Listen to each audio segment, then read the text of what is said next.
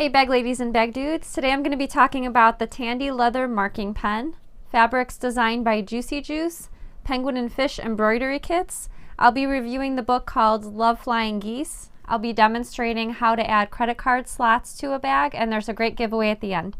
I'm Sarah Lawson from Sew Sweetness. Thanks so much for joining me for Sewcial Sunday, my weekly sewing chat.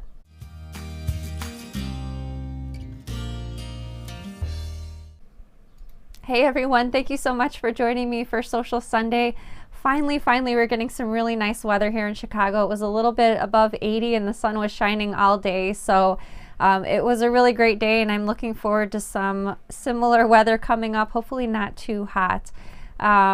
Just a friendly reminder before I get started, just about everything that I talk about during Sewcial Sunday are things that I've purchased myself, so these are not things that I'm getting paid to talk to you about, but just cool things that I found that I'd like to share with you. And everything that I'm scheduled to talk about, I link to in the description. So if you're interested in finding out more about any of the notions, fabrics, books, or projects that I talk about during Sewcial Sunday, just check that link in the description and you can find out more information there. So this week's notion of the week is a suggestion courtesy of Sophia. She suggested the Tandy leather marking pen, so I picked one up and it seems pretty cool, so I'm going to jump over to the side camera and show you how it works.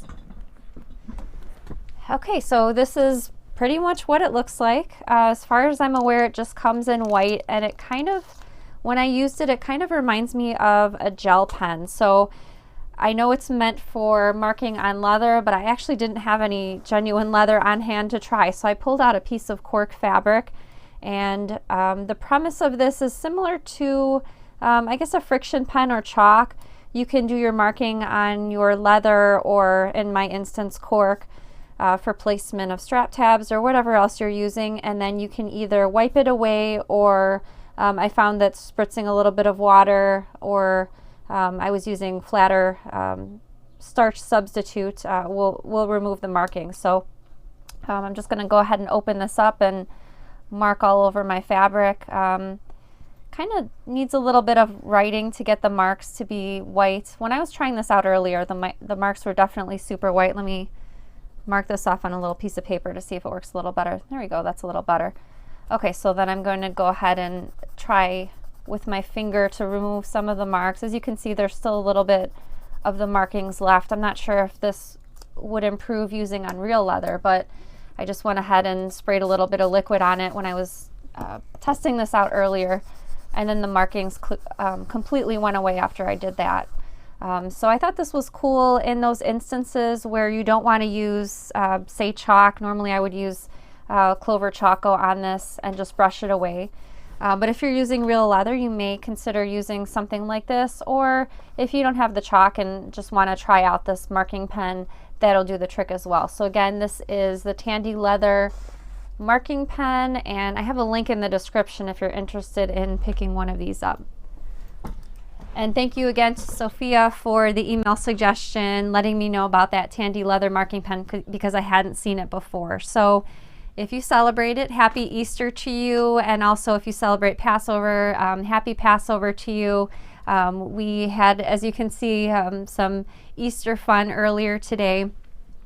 Violet is a really big fan of Disney's character. He's called Stitch. There were a couple Stitch movies, cartoon movies, and so the Easter Bunny brought her 2 Stitches, and I actually showcased them in these Faithwell bins, but they're really cute. It's basically the Stitch character dressed up for Easter, and his little friend is called Angel. She's also dressed up for Easter. And in case you missed it, last week I posted this free pattern for the Faithwell storage bins. This is the size small bin, but it also comes in a medium and large. And it's so funny because I've seen lots of different uses in the Facebook group over the weekend for these bins. I've seen people make them to store their interfacing and fabric scraps. I have seen some make them for baby shower gifts, for like a changing station, like the items that you would put inside, like the lotions and the wipes and all that stuff. And the funniest to date is I saw a couple people that made the size large for their cat, like as a I'm not sure playpen, but like just something fun to jump in and hide, because cats like to do that. So I thought that was hilarious, and seeing the pictures of the cats inside the bins. Obviously, they were not in the size small, they were in the bigger bins, but it was hilarious. I loved seeing those photos. So the link is in the description in case you missed that free pattern. The link's in the free pattern, and there's also a link to the book club. We're starting to read the book 3 selection for the book club, and that book is called Mademoiselle Chanel. And some of you have already finished and posted your feedback in the Facebook group. So I really loved that book. I read all of the books ahead of time that I'm considering for book club. So I started a couple days ago reading the book that I was considering for the book number 4, and I'm loving it so far. So I'm excited not only to discuss book number 3 next month, but also to finish this book, and hopefully it'll be the selection for month number 4 for the book club. So I'd like to know, let me know right now if you're a bag lady or bag dude.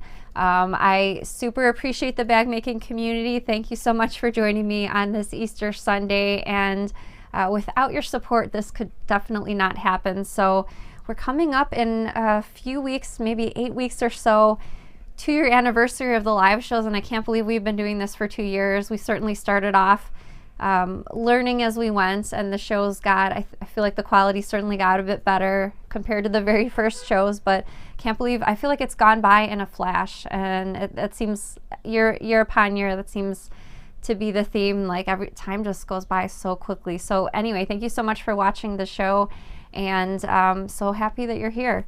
I have 2 new items that I've added to my stash this week. One is a few pieces of fabric, and then the second is an embroidery kit. So I'm going to jump back over to the side camera and show you what I bought.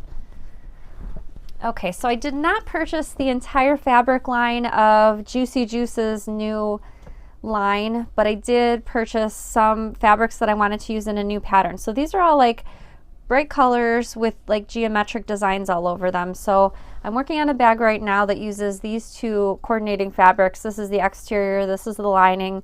I'm really excited how this combination is looking. It looks really good. And here's another sort of more masculine version the fabrics that I purchased for the same project. Again, the same geometric print in blue with this black, kind of looks like constellations almost. I chose this one for the lining. Still working through the pattern. I keep going through different versions and I'm not quite happy with it, so still whittling away at it, but hopefully I have something new to show you soon of what I made with these particular fabrics. And again, the rest of the fabric line is basically a rainbow of colors. I just didn't purchase the whole line because I was intent on using these for a new bag pattern. And then this is a kit from Penguin and Fish, and these are embroidery kits, and actually these are new kits you can find if you have a Target store near you. 4 of the embroidery designs are available at Target. Unfortunately, my Target was sold out, so I went ahead to the Penguin and Fish website and bought this one online, but it contains the wooden hoop, the instructions, the floss, basically everything you need to make the project, and it also includes a 11-inch square of cotton with an iron-on transfer for this unicorn project. So it's super cute. I love horses, love unicorns, so I picked this one up. Again, this one's available at your local Target, or you can find it online at the Penguin and Fish website. So the designer of Penguin and Fish, I met her, I don't know how many years ago, maybe 7 or 8 years ago at a trade show that I used to go to called Quilt Market, and it's so fun knowing someone who has a product in Target.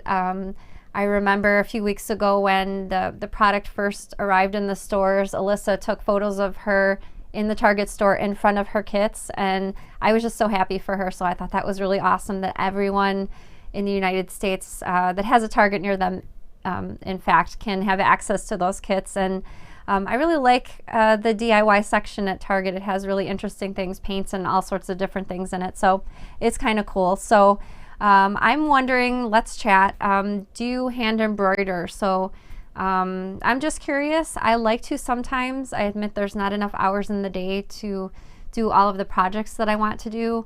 I'm rather embarrassed that I've been gradually collecting tons and tons of embroidery projects. I just keep buying them. Like I see something cool on Instagram or on Etsy and I just buy a kit.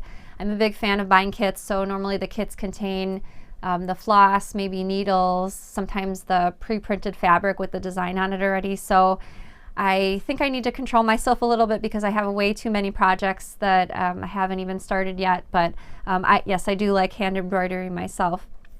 What else was I going to tell you about? I see I've gone off outline, so I'm all mixed up over here. So let's go ahead and get over to the book review for this week. It's for a book called Love Flying Geese. And again, jumping over to the side camera so I can show you the book.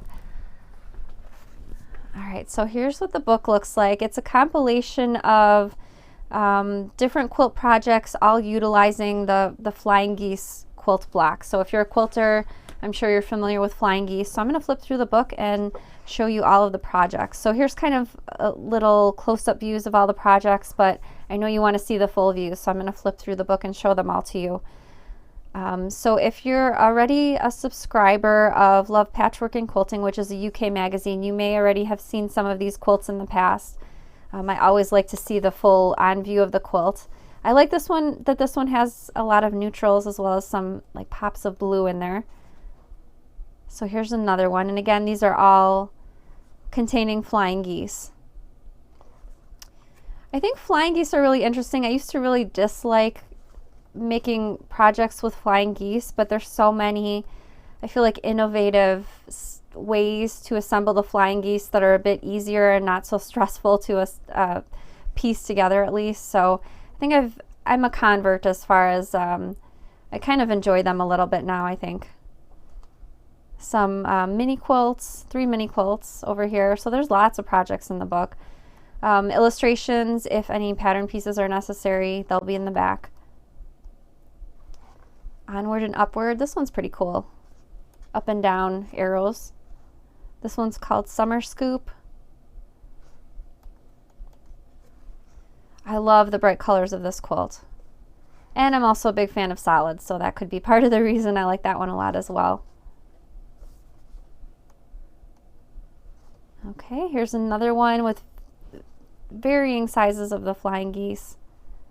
This one's cool. I really love that center. Really great opportunity to fussy cut your most favorite fabric. And this is the cover quilt heading south.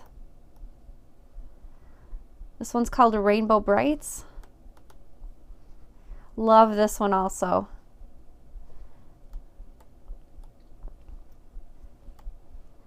Okay, this one's got some arrows in it, and I think there's one more. This one's called Looking Up.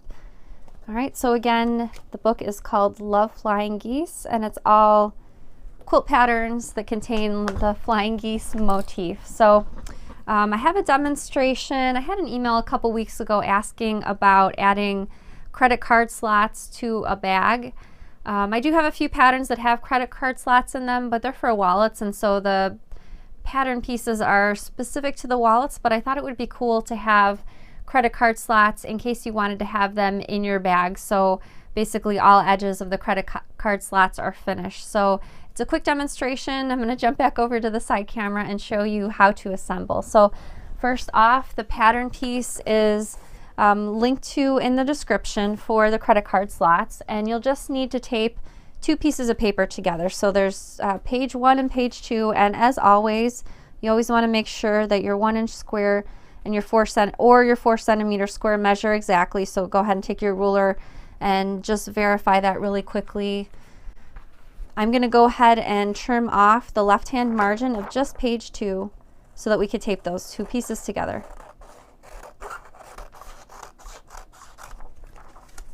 Okay, so all you'll need for this project is a bit of fabric, whatever fabric you want to make the credit card slots out of, and a small piece of Shapeplex interfacing.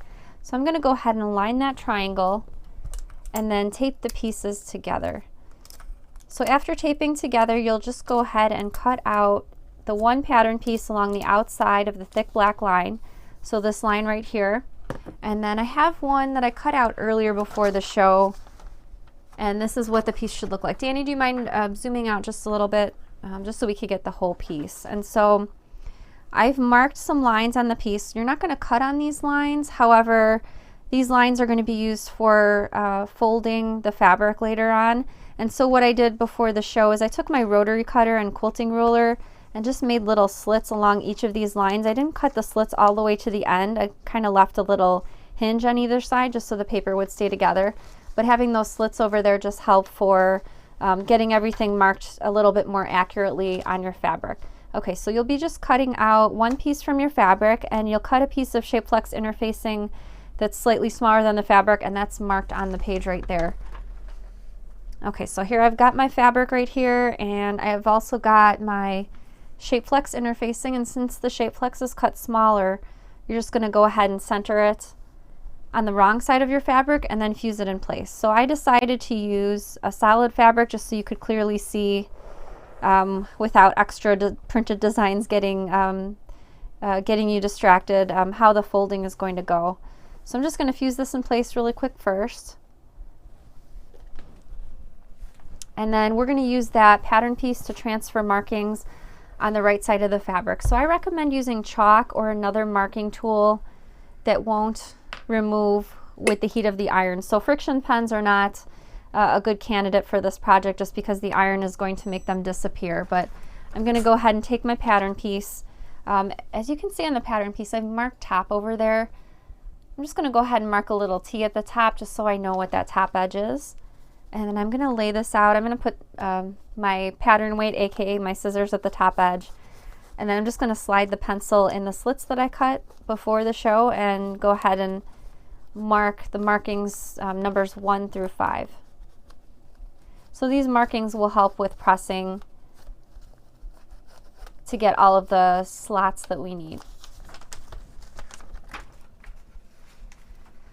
Okay, so after I've got those markings on my fabric, I'm actually going to flip to the wrong side of the fabric, and I'm going to mark, this time I am going to use my friction pen, but I'm going to mark a border around all 4 edges that's 1/4 of an inch in from each side. I'm going to be using these markings actually to press toward the wrong side, so the goal for this is to not have any raw edges showing. Just because I'm going to be placing this panel on a bag, like the middle of my lining piece for making a bag.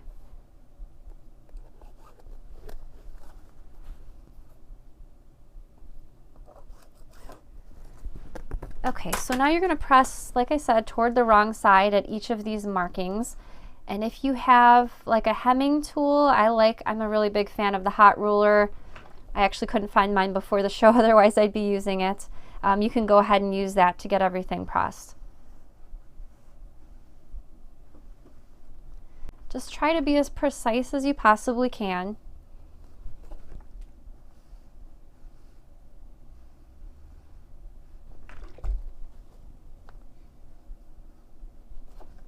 Okay, so after you've got all 4 of the edges pressed toward the wrong side, you're just going to take this over to the sewing machine and top stitch the entire perimeter using a scant 1/4 of an inch seam, and a scant 1/4 of an inch, if you're not a quilter, is just a hair less than an actual 1/4 of an inch. So I've got another piece that I that I top stitched using the scant 1/4 of an inch. As you can see, I went all the way around the outer edge, and this is what it looks like from the back, so the raw edges are just tacked down. Okay, so here's my little T at the top. You're just going to go ahead and use all of the lines that you drew to press. So the first marking on the bottom, you're going to press up like this. And I kind of pre-pressed it before the show just because, I don't know, I just did. The second line, you're going to press it toward the back side like that. The third line, let me get that flipped up. You're going to press it so that that T is again visible to you. And then we're finally going to press, and as you can see, no raw edges are showing after you've gotten that press. So next, we're going to do some top stitching on what I like to call the hills. So these are the valleys down here, and the hills are the portions that are sticking up, which you'll see around your credit card. So I went and took this over to my sewing machine, and I top stitched each of the hills using an 1/8 of an inch seam allowance. Okay, so after you do that, what you're going to do next is draw a line straight down the center, and that line will be in from the left-hand side by 3 and 3/4 of an inch. So I just drew my line. As you can see, it's not been stitched yet.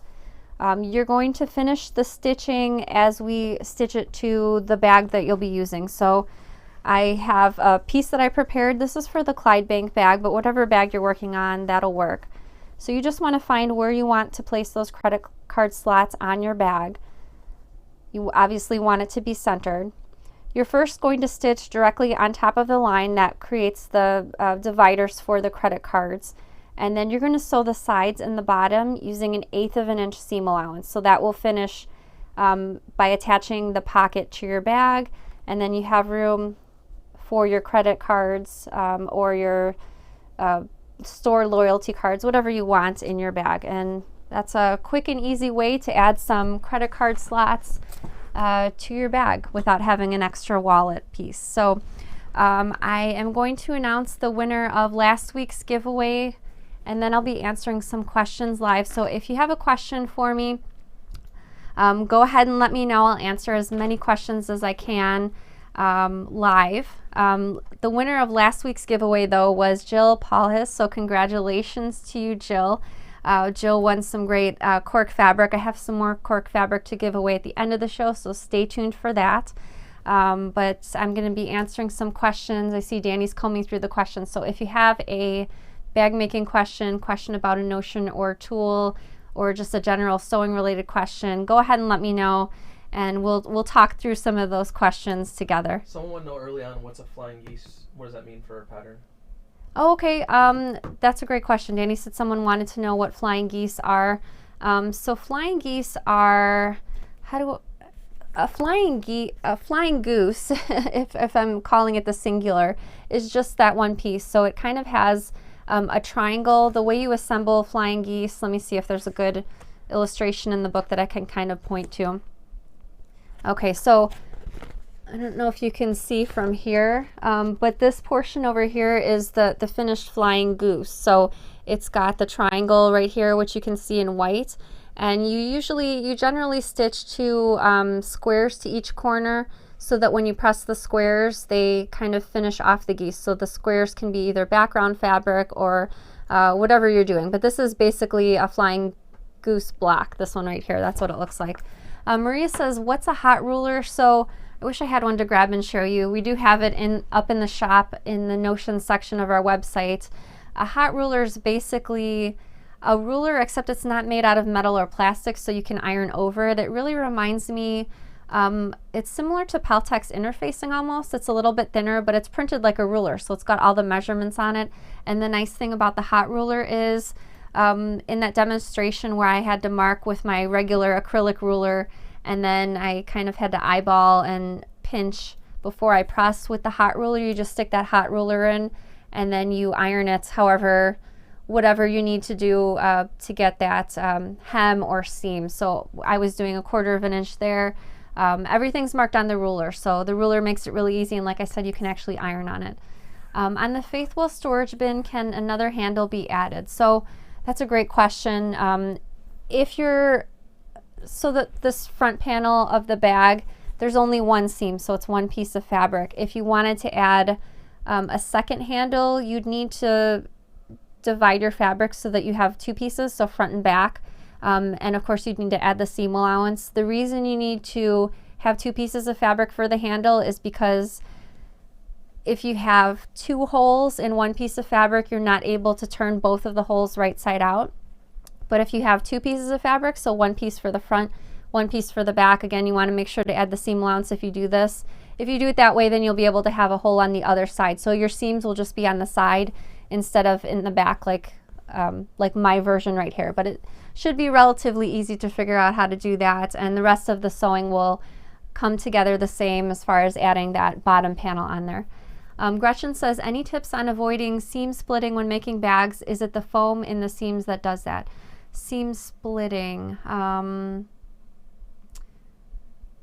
not sure what you mean by the seam splitting. I'm not sure if you mean while you're sewing your seams together, the seams kind of become separated before you need to continue working with them. I'm guessing that's probably not what you're asking. So if you want to either let me know in a follow-up comment, or you can email me. My email is sarah@sewsweetness.com. Laura says, when you make a hole for a rivet, do you use a fray sealer product like fray check around the hole? That's a great question.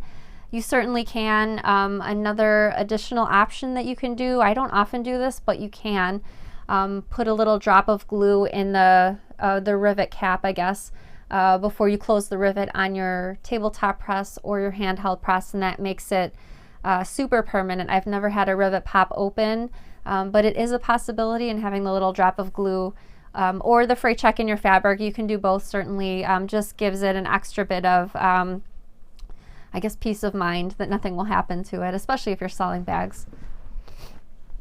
Let me put this little guy back in here. Esther says, Sarah, what is the name of your iron? I know you've told us before, but I can't remember. That's a good question. Let me pull it over here. So I use the Singer Expert Finish Iron. There you go. You can read the name right there on the iron. I have had this iron since 2013. My previous iron was a Rowenta, and for that particular iron, it was like maybe 3 or 7 days after the warranty, which it was a 1-year warranty. So 3 or 7 days after the warranty, it started spitting water. So that meant, you know, because it passed the warranty, I couldn't get a new iron. So I was really disappointed in that. I thought Rowenta was a really good brand, and that's why I purchased the iron. The Singer iron was relatively inexpensive compared to the iron that I previously had, but it's held up all these years, and I actually purchased a couple extra ones to use at my sewing retreats, which we had the previous 2 years. So it's a really good iron, and it has all of the digital settings over here. So I always have mine set at number 7 for the cotton setting. It has steam and shoots water out. It's never leaked, so it served me well. Stacy says, hi Sarah, how's your English paper piecing quilt going? I worked, you know, I prepped some pieces. Violet had a birthday party a couple weeks ago. I prepped some more pieces to work on it. I didn't even finish one block, and then it was a roller skating birthday party, so Violet wanted to roller skate, so the English paper piecing went out the window. I'm hoping this Sunday and this summer I have more time to work on it, perhaps when the kids go to the swimming pool or something like that. Joni says, have you ever used Craftex washable paper? I actually demoed it on the show. I think it was last year. If you're not familiar with Craftex, it is paper, but it's made to simulate leather. So it has like a leather look. And I felt like it looked better once you got it wet with water.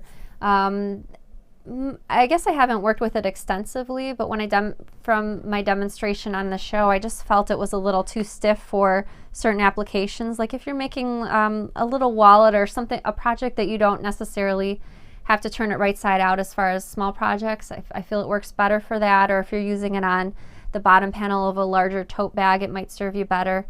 It comes in a lot of different colors though, lots of neutrals and bright colors, which is nice. And they do sell sample packs. I purchased a sample pack on Amazon just to try it out. So if you're curious about it, maybe just purchase the sample pack and see how you like it. Joanne says, I just bought a new Juki TL18 QVP and I love her. However, the manual says oil it every day. Is that too much? This is my first machine that needs oil. First off, congratulations on your new machine. I believe your machine is the brand new step up from the one that I have, so it has a few extra features. I think 4 extra features. Normally I tend to go with what the manual says. My machine I usually oil maybe 2 or 3 times a week. I used to oil it every day, but when I took it for its most recent machine checkup, the sewing machine tech said I was oiling it too much, and you could kind of see because the oil was, I wouldn't say dripping from the bottom of the machine, but it was leaving certainly like a yellow stained residue. So maybe start off with oiling it a few times a week and seeing how it runs. By now I can tell if I've forgotten to oil my machine because it sounds a little different, and I can just tell. But yeah, maybe try with a few times a week and see how that goes. Hope says, when you cut your zippers, why do you not cut closer to the end so that you can use a larger piece for a different project? That's a good question. I guess when I've demonstrated, for instance, zipper pockets in the past, I generally like to focus on the center of the zipper, but if you're using zipper tape or you want to conserve the rest of the zipper for another project, you can certainly cut off closer to the metal zipper stop. I guess I use that in my examples because I for sure always like to eliminate the metal zipper stop, because that can cause some problems, especially if you're getting your needle close to the stop. That can break a needle. But yeah, you certainly can conserve zippers. I admit I'm a little wasteful in the zipper usage department. Tonya says, how do you put a magnetic snap in the Clydebank tote instead of a zipper? So that's a great question, and that would be really easy to do. You want to make sure you install the magnetic snap before you start putting the bag together. So when your lining pieces are attached to the interfacing, let me grab my piece over here since I use the Clydebank lining for my demonstration. So you might consider positioning it either 1 inch down, maybe 1.5 inches down from this top edge. This is the main panel of the Clydebank tote. 1.5 inches down and centered, and you'll obviously be repeating that for the other, like the back piece of the bag. So you want to have the female snap on the front, male on the back. Make sure it's centered, and since the lining layers are a bit thin, you'll want to reinforce the back edge of the snap where the prongs are when they go through the wrong side of the fabric with a little bit of extra interfacing. So you can use like a 1.5 inch scrap of foam interfacing or Peltex, something to go on the back edge so that when you're opening and closing your bag, you're not ripping the snap out of the fabric, since this lining layer is thin because it only has the Shapeflex on it. Barbara says, what is the fabric on the gray and silver Coalition bag? I love it. So I use this fabric on the cover photo for the Coalition bag. It is designed by a Chino, and it is a canvas fabric. It's gray and it's metallic. Let me see if I have any. I have some up here. Let me see if I can grab it without ripping my mic out. There we go. So Chino is one of my favorite fabric designers. So this is the fabric that she was talking about in her question. So the background fabric is like a charcoal. Again, it's a canvas. And the silvery looking design, that's actually metallic. It's really cool. And it's a damask print. Let me see if I can open it up and show you a better view. Hopefully it's not upside down. Yeah. So that's what the fabric looks like. It's great for especially larger bags. And the fabric line came in different colorways. I have another piece over here too.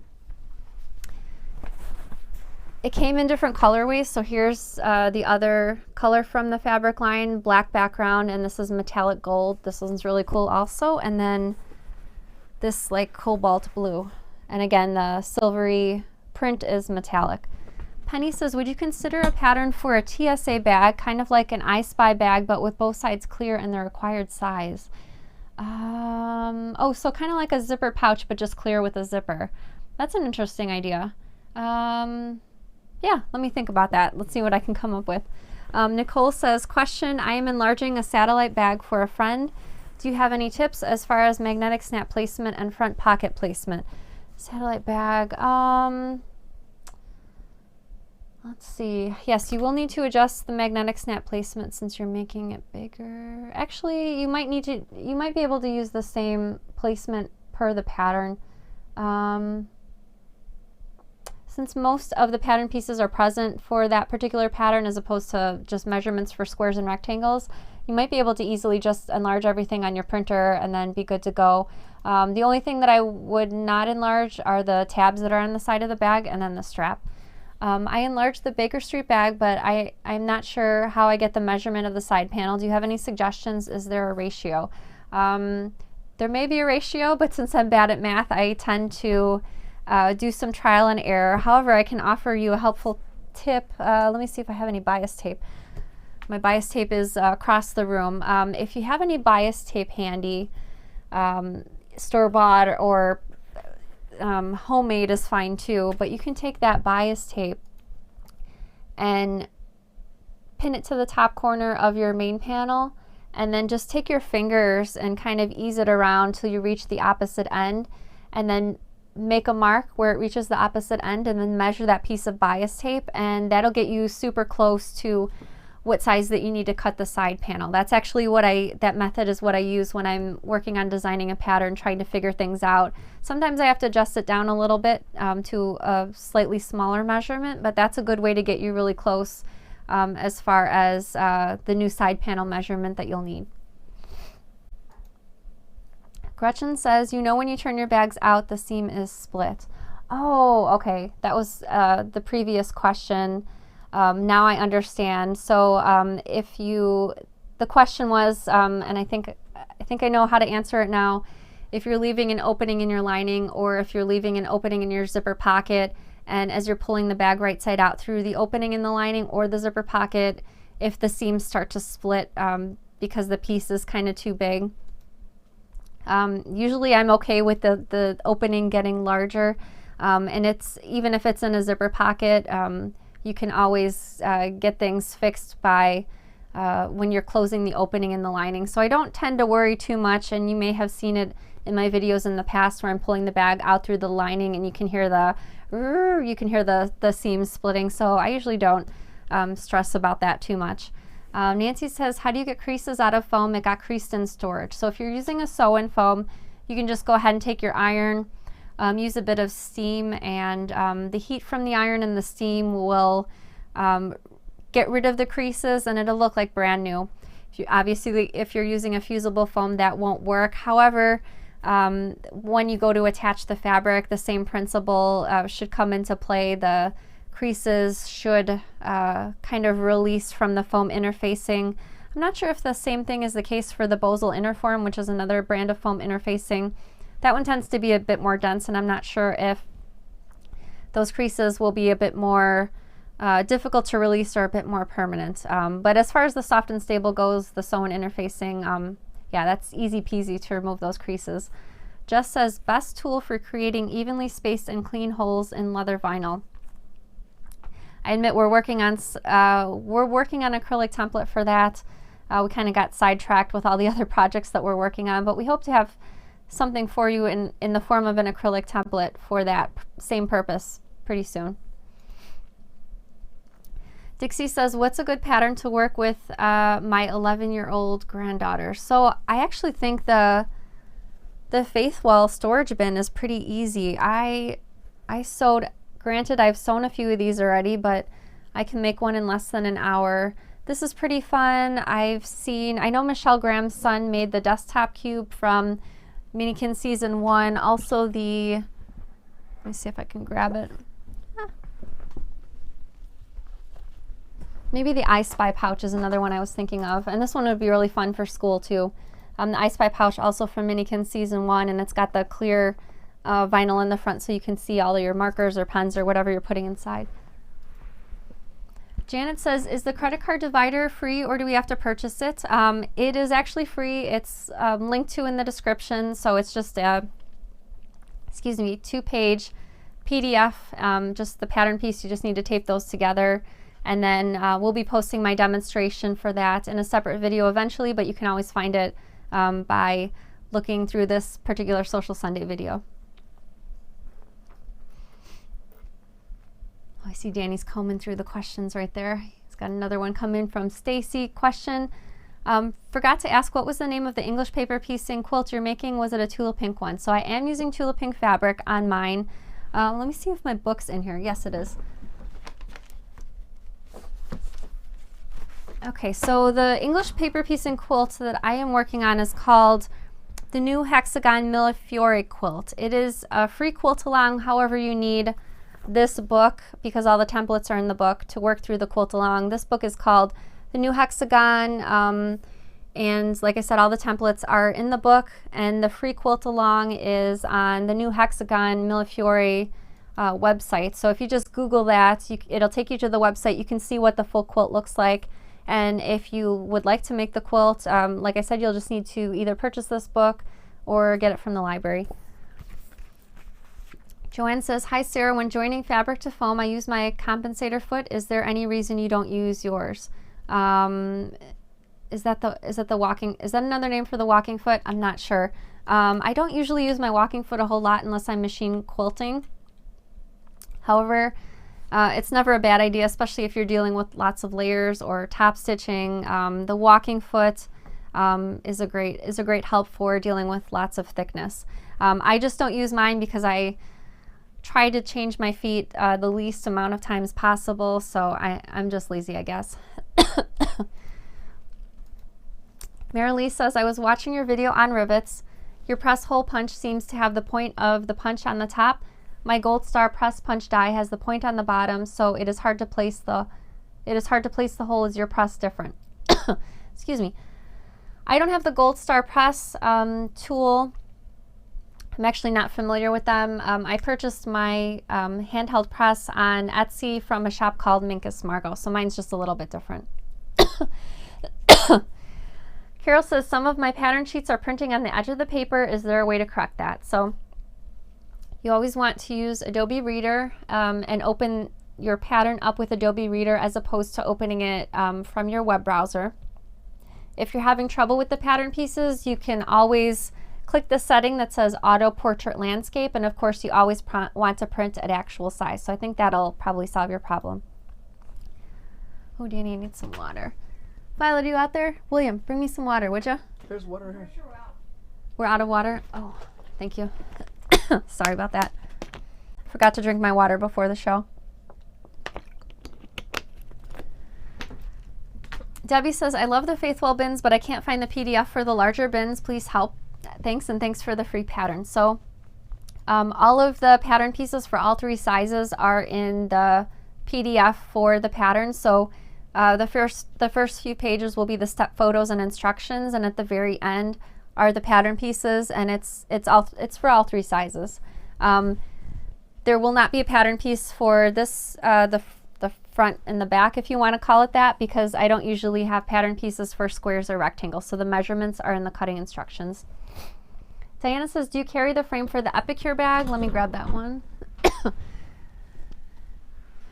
This is the Epicure pouch. This is from Minikin Season 2, and we do carry this frame in 3 different finishes on the website, and it's in the Notion section of the website, and it's just the 8-inch. It's an 8-inch frame for this project. Lily says, do you have a demo on making your own piping and also adding piping to a round curve? Yes, we actually do. There's a video on the YouTube channel, so if you want to just search on YouTube, Sew Sweetness and piping, that video should come up.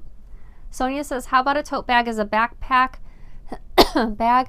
I see a lot of people with it. How about it, Sarah? I actually have a free video on the YouTube channel for adding backpack straps to any bag. So someone asked me recently if they could add backpack straps to the Tudor bag. You actually can, and that video is on the YouTube channel, and just do a search for Sew Sweetness and backpack straps. Angel says, what pattern could work as a diabetic carry bag? Looking for a pattern so I can make one that's pretty. So I'm just going based off information that I've seen in the Facebook group in the past. Danny, do you have your creative maker up there? Someone mentioned it. Next comment, see, Michelle. Okay, perfect. Michelle says, some have modified the Creative Maker supply case for diabetic supplies. So this is the Creative Maker supply case that I made for Danny. The pattern comes in 3 different sizes, small, medium, and large. This is size medium. I made this for Danny's Kindle or e-reader, so I kind of changed it a little bit. The original pattern has elastics on one side for lots of pens or colored pencils. Obviously, if you're making it for something different like diabetic supplies, you'll need to orient the elastic or pockets a little bit differently depending on how big or small your items are that you need to put inside. But I'm not sure if I've seen the size small made for the diabetic supplies. Again, I'm not sure since I don't personally use those items. But again, this pattern is called the Creative Maker Supply Case, and it's available as a PDF as well as a video.